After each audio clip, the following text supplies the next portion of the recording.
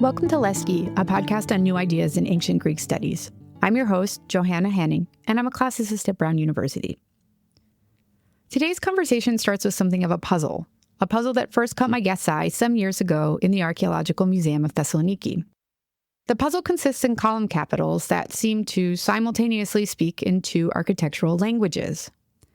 On one side of the capitals, the carving displays the soft, pillowy convexity typical of archaic Ionian design, while the other side is characterized by the crisp, deeply cut concave style of relief that became the standard over the course of the 5th century BCE.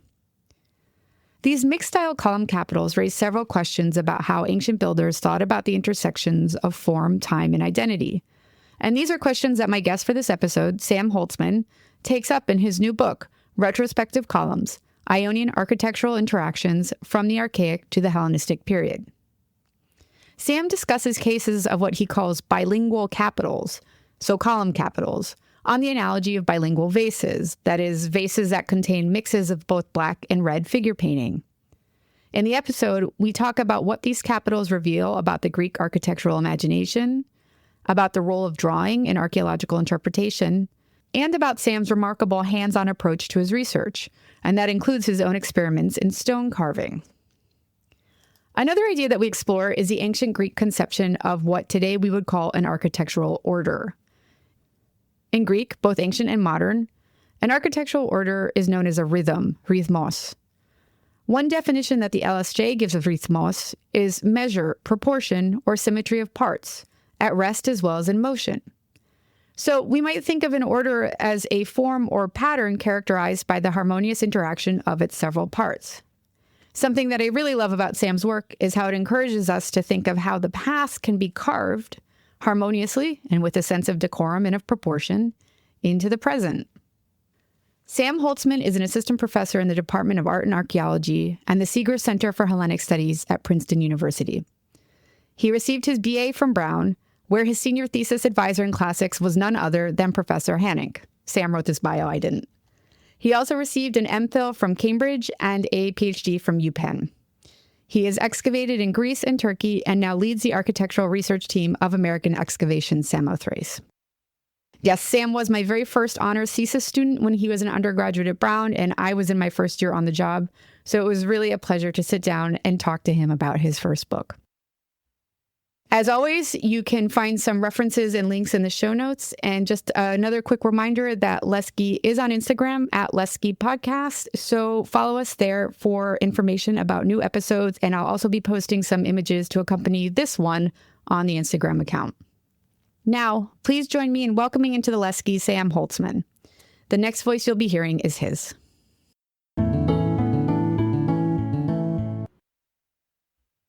I began this project when I was in Greece at the American School of Classical Studies, and I think I was in the Archaeological Museum in Thessaloniki, and I was looking at this extraordinary temple that they've rebuilt in the lobby of the Thessaloniki Archaeological Museum, and you see these column capitals, and then if you go around to the other side of them, they're completely different. And I knew sort of a succession of architectural styles in Greek architecture, and I wasn't expecting to see it. And so once I spotted this in Thessaloniki, suddenly as I went around to other archaeological sites, I started looking for more examples of this. And I was just blown away by how many places you see this. So you then see it in Kavala, you can see it at Delphi, you can see it in the National Archaeological Museum in Athens and Olympia and other places.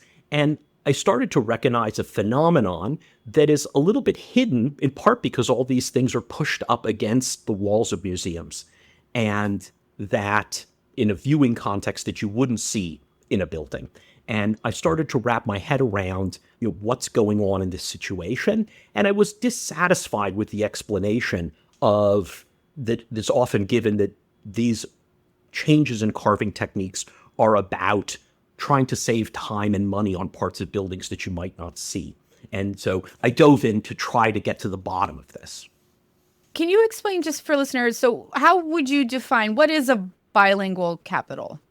These are a cluster of 8 monuments that have these columns that are convex on one side. The spiraling volutes are bulging and doughy, almost marshmallowy in their character on one side. Yeah, pillowy, I think, is the word you have in the dust jacket of the book. I like pillowy. I like that. Yeah, I mean, they look soft to the touch.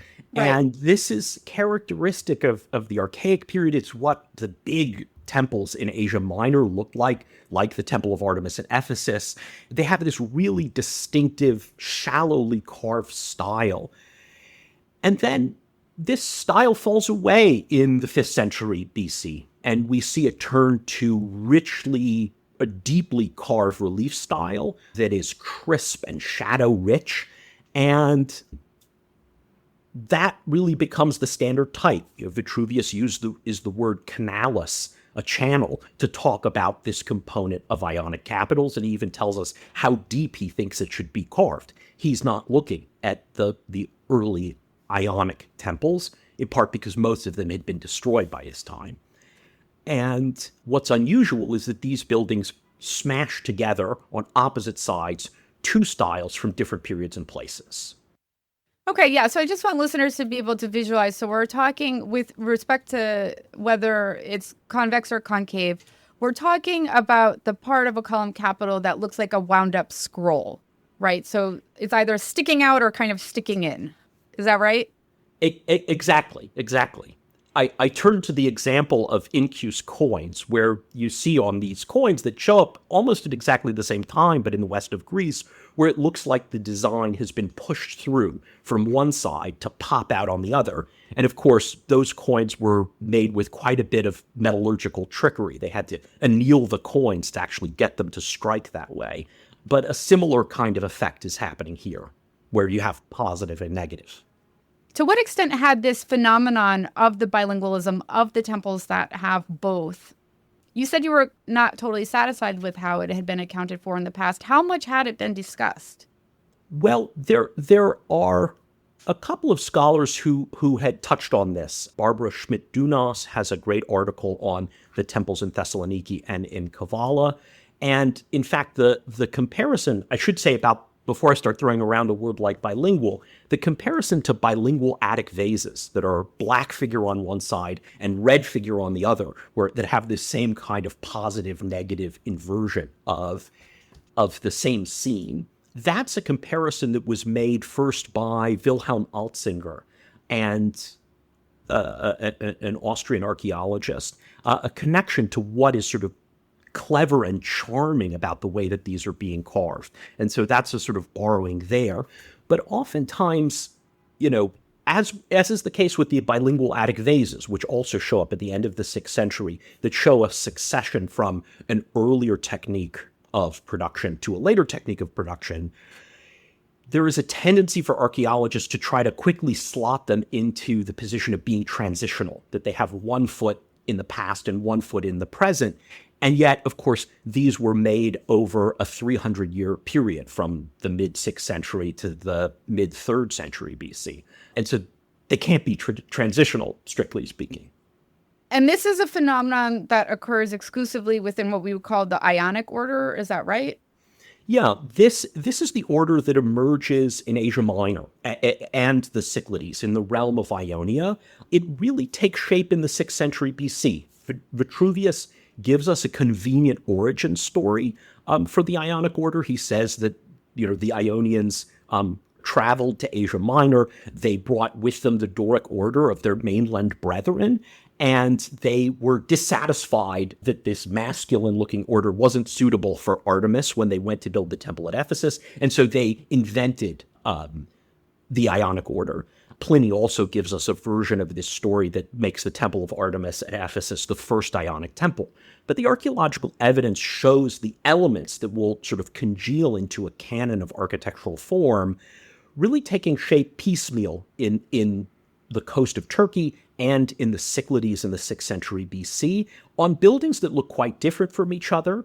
And it's important to emphasize that it's not just on buildings. Votive columns, freestanding columns supporting statues are also part of the formation of the forms that we come to recognize as the Ionic order. And essentially, my book places an emphasis on the kind of editorial process that's happening in later periods, as builders pick and choose elements to recombine them into the tradition that we know. So this might seem a bit of an elementary question, Sam, but what is a column order anyways? I mean, I think we had to learn, to rattle off, Doric, Ionic, Corinthian, Amoa, Masama, in high school Latin kind of thing. But what essentially is an order? It is a cluster of architectural elements. Oftentimes we focus on a column and its parts, but it goes to moldings, it goes to plan, etc. We know it so well from Vitruvius, who gives us this structure in his 10 books on architecture. Book 3 is dedicated to Ionic building, and he takes you through all of the elements from column bases, the styles of fluting, and then book 4 is dedicated to Doric and Corinthian. And these are really revived in the Renaissance. And in fact, the term order that we use is a coinage of the Renaissance, though Vitruvius uses a number of words to talk about this. And we often use in Greek the term rhythmos as the equivalent for an order, which, conveniently is also the term for a mode of music, which, are also known by names like Dorian and Ionian and the like. But it is a cluster of aesthetic conventions that have their origins in particular regions, but ultimately spread and become their own canons of building. When I first, saw that, what we think of as an order, is rhythmos in Greek. I mean, it does have such a different kind of vibe, right? There's almost like this, there's like a spiritual quality to the essential differences between these, to think of it as a rhythm, like some sort of, I don't know what your reflections on that terminology are, or if it particularly strikes you. It always struck me. Well, it shows up. It is interesting. I mean, this isn't in the book, but it's interesting. It shows up already in our text from the 5th century. We know it's there as a terminology. Euripides gives us the terms like Doric very early on. I think it's in Orestes that people are climbing up onto the roof, and we get geisons and Doric triglyphs and the like. Most of our buildings from the 5th century don't use these terms. They'll say a triglyph, but they don't need to tell you the order because it's a one-order building. The Parthenon is Doric, the Erechtheion is Ionic. And actually, one of our first inscriptions to use both terms together comes from the 4th century at the Telesterion at Eleusis. And they have to talk about a Doric Geison and an Ionic Geison, and they're talking about sort of two building traditions that are getting mashed up. And they take on this identity associated with the regions that they come from. So when you began this project and when you were at the museum in Thessaloniki during, I guess, a year at the American School, and you were taken by this, I'm just curious about how the research process unfolded. Is it one of these things where you thought, okay, let me just look up what this is, and then you realize there's actually a huge quagmire and all these rabbit holes and all these kinds of things, or how? Because it is a pretty niche topic in some ways, one might say, and I'm really just curious about how you thought, okay, well, I could write a dissertation, I could write a book about this. Well, so there's two questions there. I mean, one is the topic, which it's a focused body of material. This is a book in a way about 8 buildings, but I think it zooms out to much bigger questions about the making of tradition and antiquity, how Greeks thought about the past through buildings. People have written about spolia a lot, about archaistic sculpture. And I think it dovetails, I recognize that it dovetails with, I think, a lot of important themes that we're thinking about now in terms of Greek architecture. But in terms of the practicality of it, I'm somebody who starts, from the base evidence and builds up.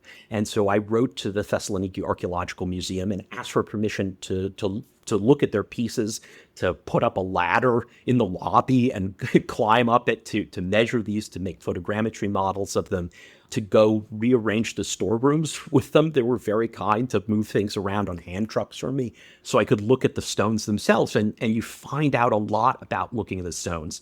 In the case in Thessaloniki, this is a monument that a lot of people have written about, but the process of drawing the columns, and I have sort of printouts of them that are at full size, 6 feet long, you see actually, I discovered something that I didn't see in just looking at them, which was that they have a long layered history of reuse, that you can in fact see that the capitals from Thessaloniki, each one of them has been recarved because they've been reused in at least 2 different buildings in their later history. And actually the carving respects the differences in style from the original temple.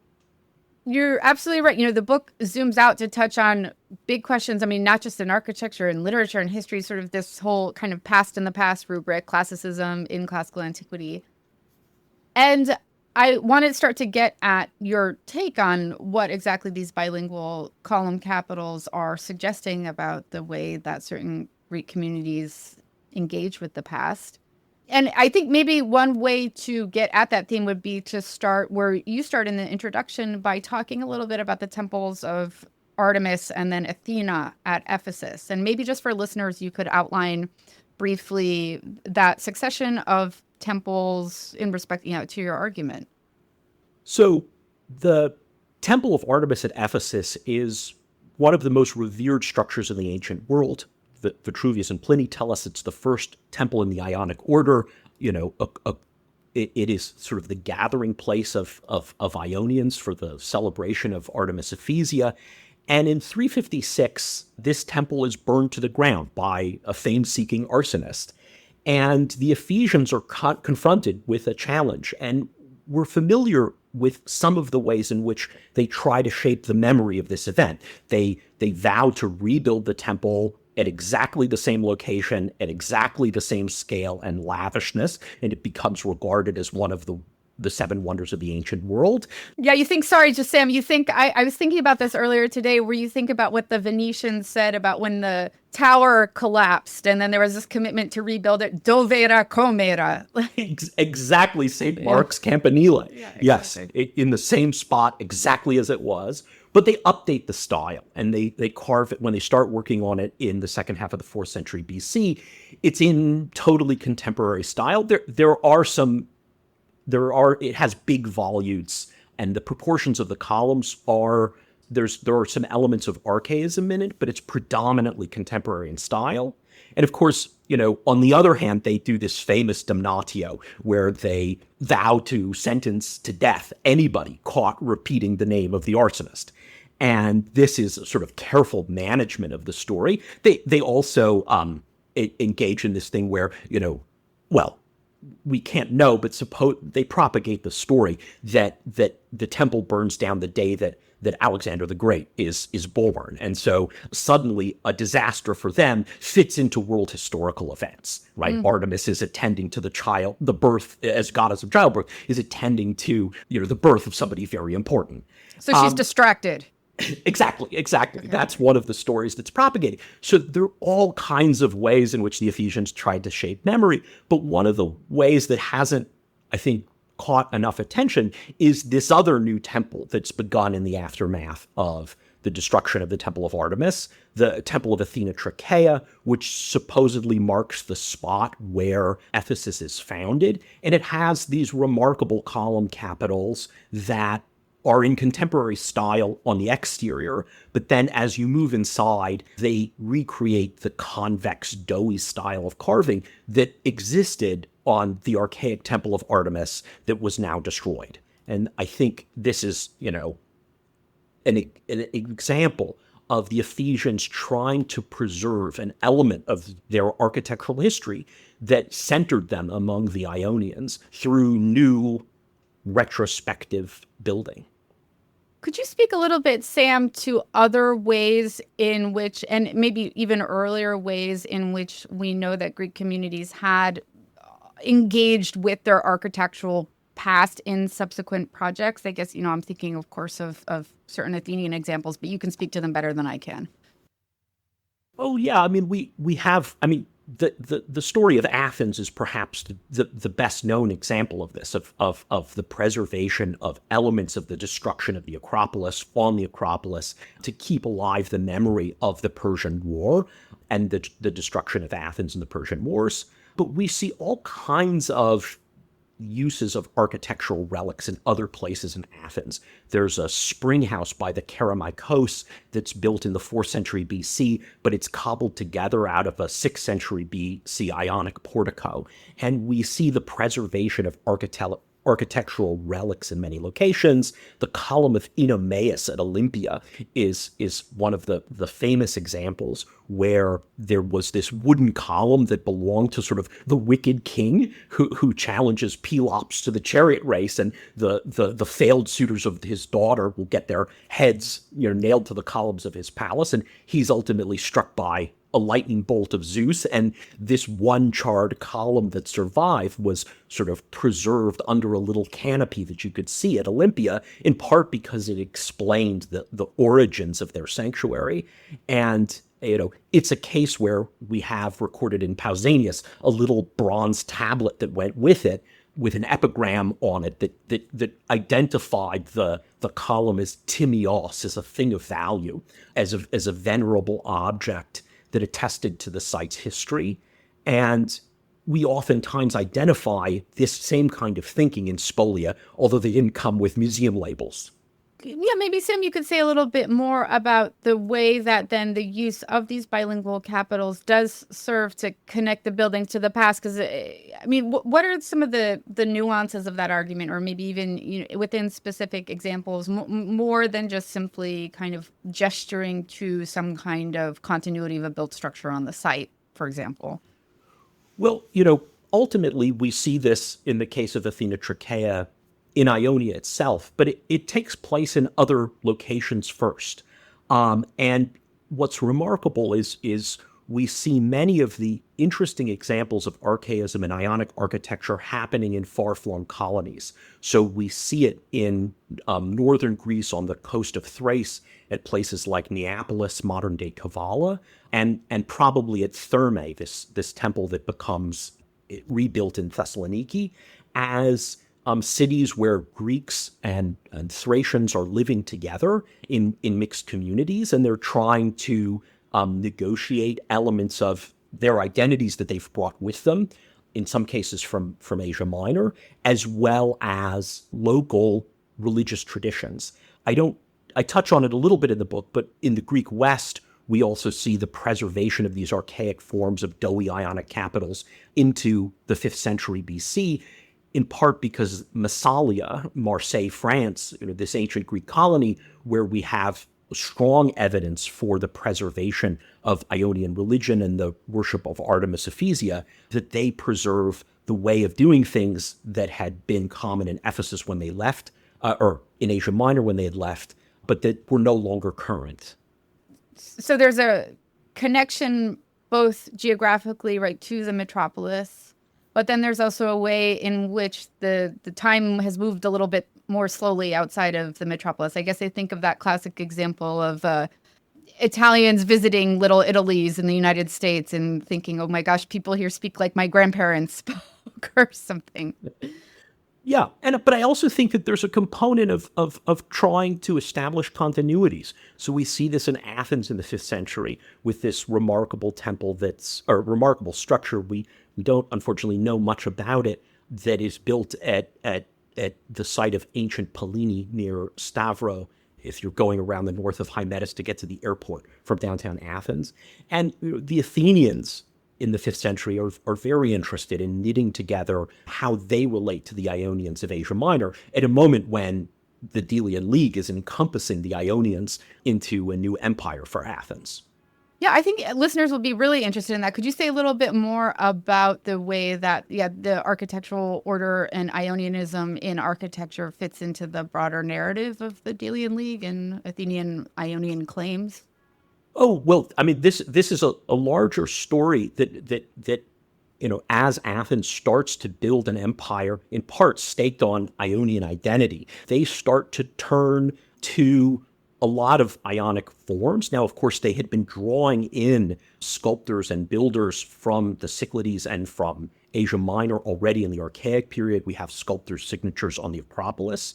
But as they turn to things like making the Erechtheion on the Acropolis in the post-Periclean period, that they start to use Ionic a lot. We have this remarkable story in Herodotus, where the Spartan king, I think it's Cleomenes, shows up on the Acropolis and asks to be admitted to the Temple of Athena.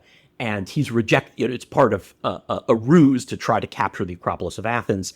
And the goddess, the priestess won't let him in and says, this is a temple for the Ionians only. And of course, it was a Doric temple that she's talking about, a Doric order temple that she's talking about. But we start to see this sense of Ionian identity and how it relates to sanctuaries creeping in. So why include more, in the case of the bilingual capitals, why include more modern elements? Why not just be classicizing or archaizing in a way? So, ultimately, the idea of the architectural copy, as we think of that at proper, shows up really starting in the 4th century, that we start to have proper, quotations of buildings as we think about it. But the idea of the architectural copy is a more malleable idea. People will often write about how in the Middle Ages, buildings, churches are built all over that are supposed to be replicas of the Church of the Holy Sepulchre, for example, that to our eyes look nothing like it. And, copying a building is a lot more challenging of an issue because you need it to fit it to form than, say, copying a sculpture. And so I would argue that we see a nascent idea here about recreating elements from the past without trying to make, say, a duplicate of a building, which ultimately emerges as new techniques are developed. We have copies of the Erechtheion, for example, in Rome, that of its Ionic order that are made probably using plaster casts taken from the original building and recreated by sculptors. Could you maybe give us an example from the 4th century of architectural quotation, just so people can kind of have firm footing in this? Oh, absolutely. So, the great examples of these are the Heroon of a Lycian dynast named Pericles at Limera in Lycia that has, 4 caryatids on it and seems to replicate the caryatid porch of the Erechtheion, which may mark the tomb of Cecrops on the Acropolis. And then the Thrasyllus monument above the Theater of Dionysus in Athens copies the southwest wing of the Propylaea. And so we see this borrowing of facades from 5th century Athenian buildings. And ultimately, we see a strong tradition of Atticism, where builders beginning in the 4th century really start reproducing models from Athens. And I'd like to suggest that this nascent interest in architectural history and antiquity begins first by looking at the buildings of Asia Minor from the 6th century. Well, Sam, since you mentioned the monument of Thrasyllus there, it's interesting that it's quoting building material from a time when Athens, I guess, arguably was doing better within the Greek world. So it's quoting building architecture from the 5th century. And your podcast host will ask loadedly, are there other examples of 4th century Athenians looking back to the 5th century that seem to map in some way onto the kind of classicizing that we see in the architectural cases? Oh, Johanna, what a wonderful question. No, your book on Lycurgus and Lycurgan Athens and the creation of the tragic canon was a source of inspiration here. The idea that you knit together beautifully in that book about the way that the canon that we know of 3 great tragedians and a set number of plays by each isn't an accident, and that this was part of a careful process of editing, that you had Lycurgus sort of quoting from the tragedians, the great tragedians in speeches, creating laws for the reperformance of tragedies, and ultimately elaborating the Theater of Dionysus with statues of them as sort of the great triad is sort of part and parcel with the mustering of Athens' history for political ends in a precarious moment as Athens faced off against Macedon.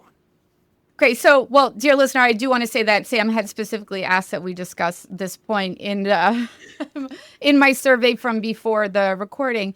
But Sam, I do actually want to ask about how you see the architectural phenomenon maybe is a little bit different in that it is so widespread. I mean, not that there is a million cases of it, but the geographical extent of the cases that you come up with is pretty wide.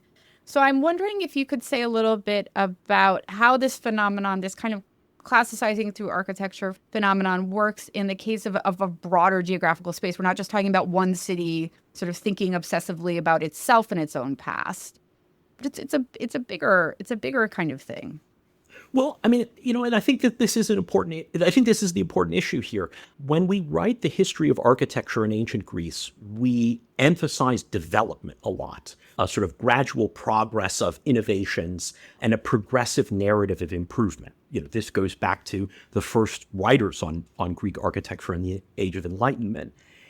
And this is convenient for us as archaeologists because we want to be able to create a seriation of buildings, put them in a clear sequence of order so that if we find something, we can easily date it, say where it's from. But of course, ancient builders were not oblivious to the pluralism of architectural styles that they saw around them. And if you pulled up to an ancient Greek sanctuary, you would see a really higgledy-piggledy environment of things from many points in time. Certainly our ancient writers who give us sort of descriptions of sanctuaries paint this vivid portrait of a hodgepodge of stuff going on. And ancient builders were not oblivious to this kind of pluralism, and they recreated styles and drew from the past to make new forms. And we will often see, for example, when there's repair work being done to buildings, that we have small patches that oftentimes mimic the style of what's being repaired. And, partly this was an appreciation I gained from doing some stone carving with the stonemasons who work on the Acropolis. And I would ask them a question, and they go, oh, well, this is how an ancient Greek would have done it, and this is how a Roman would have done it, and, this is how Michelangelo would do it. You think, slow down. That the ability to look at things, to digest them, to reverse engineer how earlier buildings that you might have admired were made is part of the the process of synthesis of making new things. And I think that's actually core to the story of what's happening in the propagation of the tradition that we know as the Ionic order around the Mediterranean. Well, Sam, I want to dwell a little bit on your own practice and your own the work that you've done. I mean, the book is really richly illustrated with so many of your own illustrations, and I was wondering if you could tell listeners a little bit about your own formation in terms of drawing and architectural drawing in particular. Oh, I mean, this was a project where I knew I would have to make a lot of my own illustrations. There's more than 100 of them in the book, in part to sort of visualize for the reader this larger phenomenon of buildings, and not just to see things in a kind of technical way, the kinds of drawings that we usually present, which are there, many for the first time, but also 3D reconstructions of what things may have looked like in person, reconstructions in full color and the like. I guess I've been drawing for a young age. Penelope Mountjoy was my archaeological drawing instructor when I was a student at college here in Athens. She sadly passed away this year, and she was a phenomenal instructor. And I've learned from many great archaeologists in the field how to do this. Bonna Westcote, Lothar Hasselberger, Tassos Tanoulos, and the like. A little bit of a process of apprenticeship. Well, it seems to me that, and this is something that you weave into your own narrative here, is that I think that particularly in terms of architecture, of classical architecture, the ability to draw, but also the history of the drawing of these forms has been so constitutive of scholarship and of understanding of the forms themselves. I would say probably more than in, the case of vase painting or something, that people like Leroy, Stuart, Revett, they're kind of, they're inventing whole understandings of architecture and its taxonomy as they're drawing. And I was curious, if could you speak a little bit about how you thought about drawing particularly in that bigger context of the history of Greek architectural drawing? Yeah, so I start chapter 1 with this paradigmatic drawing by Leroy, where he shows you sort of 3 Doric temples in a row, their column capitals, etc. And this is sort of the paradigm for an archaeological seriation drawing. And it is a format that we know so well. And the Greek temple and the model of development really is the paradigm for so many later approaches to this kind of architectural archaeological seriation. The thing I turn to frequently, I taught a class last year on archaeological drawing, both the technique of it, but also the sort of history of the practice. And I often turn to this essay by Martin Rudwick from the History of Science called The Emergence of a Visual Language in the Geological Sciences, 17 something or other to 18 whatever. And the premise of that article is that we have all these geologists use all these kinds of drawings, like stratigraphic section drawings that imagine sort of invisible slices through the earth, or core samples, or rock plans. And his argument is that these kinds of drawings weren't invented by geologists to as visual aids to explain what they do to other people, but they were invented by mining engineers and fossil collectors to explain what they were seeing, and that these drawings themselves had a formative role in the creation of geology, and that drawings are visual tools that help us think. And no one's ever said this kind of as succinctly for archaeology, but I think it's profoundly the case that drawings actually shape the questions that we ask. And certainly my research and writing process involves kind of manic episodes of making drawings, and then I sit down at the computer and I have to explain it and write up pages unpacking what's going on in a drawing. But I have to think through first what something looked like, how it was put together with pencil and paper first. It's just so striking to think too that, these kinds of architectural drawings from the 18th century have had a real effect on the built environment that we all move through today, with the sort of giving rise to the vogue for neoclassicism in that have shaped, these university campuses we work on, et cetera, et cetera. So absolutely. I love showing my students the example of, when Stuart and Revett are in Athens, they see the corner of the cornice of the Parthenon, and they're the first to record that these temples were painted, and they see a palmette in paint, and they make a drawing of it, and it ends up in the Antiquities of Athens, but the engraving that's made in the Antiquities of Athens, the engraver who's done it in London has shaded it in so that it looks like it's in relief. And if you go to see the early copies of the Parthenon in New York or in Philadelphia, Federal Hall in New York by Alexander Jackson Davis, the Second National Bank of the U.S. in Philadelphia, they've got that palmette, but it's carved in stone. And it's a classic case of what, in classics we would think of as textual transmission, where there's an error and you can trace it from the first documentation through a whole series of books and publications to see physical instantiations of it in other places. I'm glad that you mentioned that particular instance, because I had been hoping to ask you a little bit about how your work on these column capitals, where does polychromy figure into it? What do we know about how the extent to which they were painted? They were painted in that, everything points to rich polychromy on ancient Greek architecture. Sadly, of course, the organic binders, things like wax for encaustic painting and tempera painting with things like eggs and rabbit skin glue have deteriorated over the years, but we can see traces of painted decoration. And a couple of authors have said, oh, well, maybe you wouldn't have seen these kinds of sculptural differences because they were painted homogenously. But in fact, I think if you look at the evidence, and chapter 4 of this book surveys a lot of what we know about polychromy, both Doric and Ionic, points to builders enlivening buildings and making them sort of more variegated through color.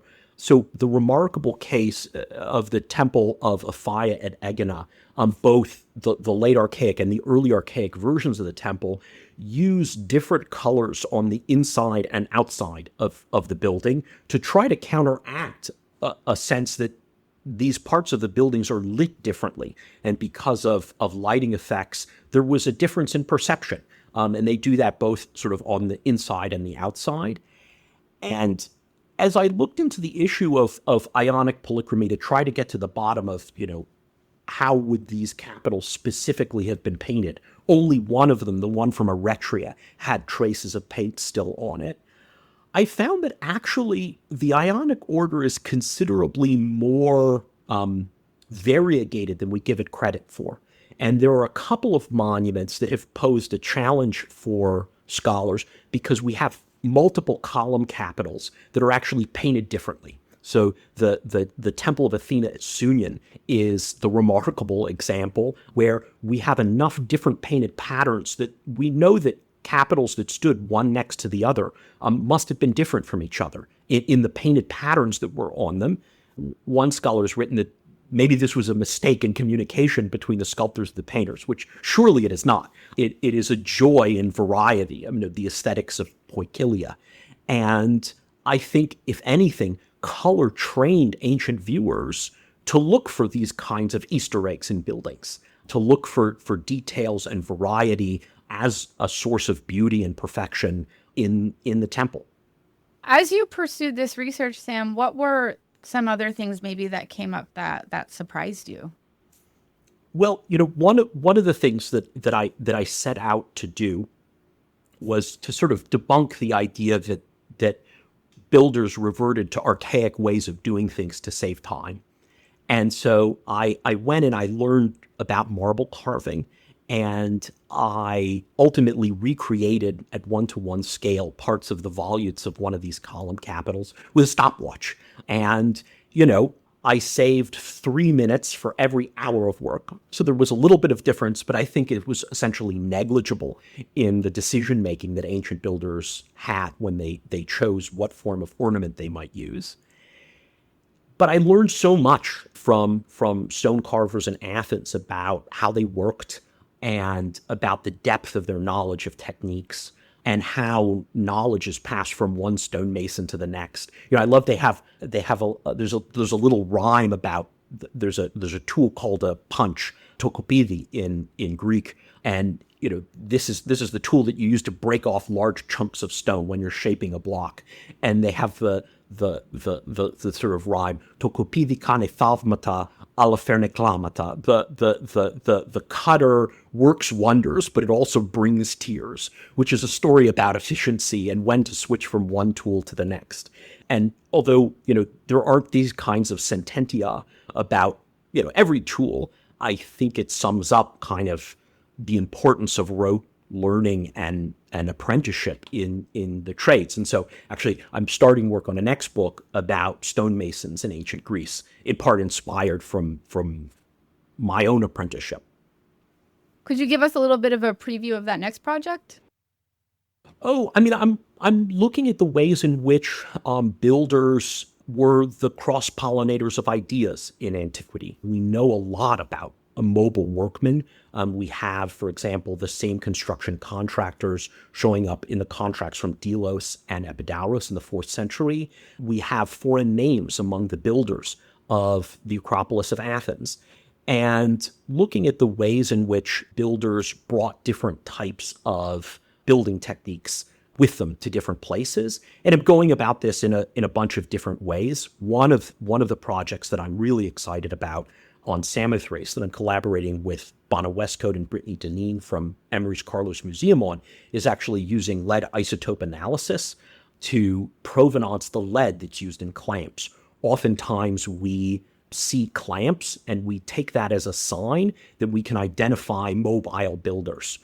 So, for example, Jacques de Courtille has suggested that the Temple of Athena on the Acropolis of Thasos represents the Athenian intervention on Thasos in the 5th century because it's got 4 double T clamps in it, a technique that we see mostly in Athens.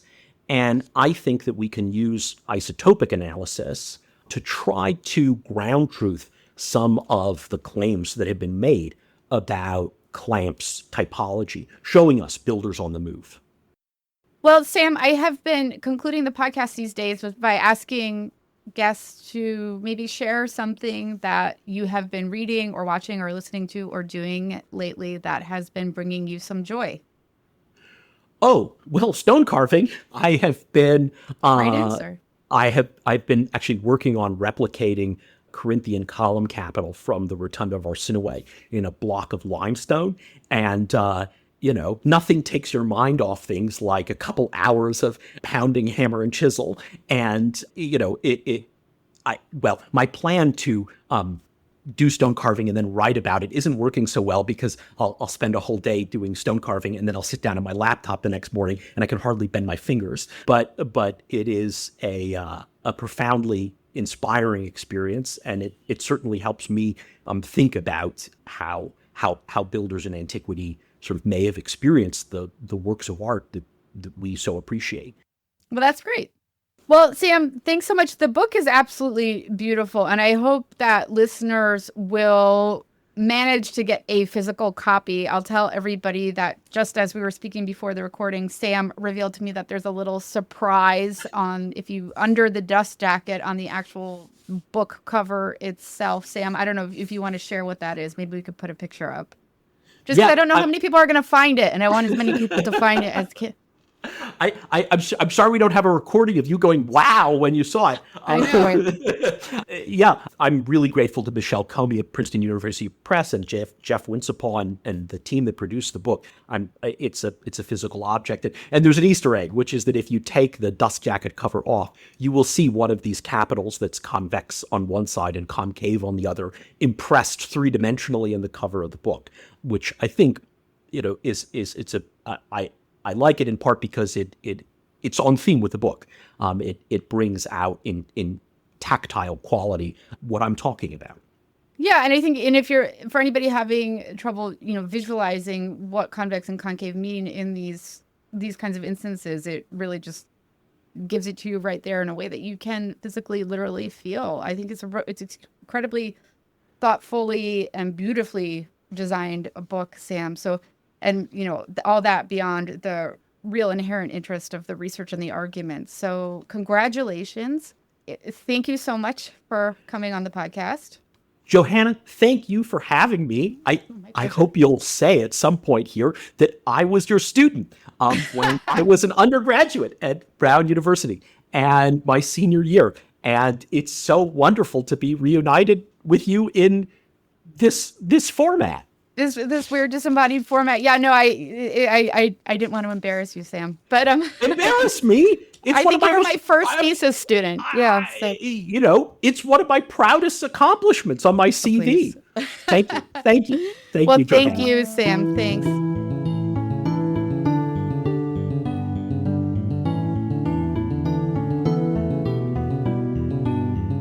Thank you for joining us for this episode of the Lesche podcast. And special thanks for their support of the podcast to the Brown University Department of Classics and the John Nicholas Brown Center for Advanced Study. Don't forget to subscribe to the podcast so you never miss an episode. And we'd be grateful if you'd take a moment to rate the podcast and leave a review. It will help other listeners to find us. We look forward to you joining us again soon here in the Lesche.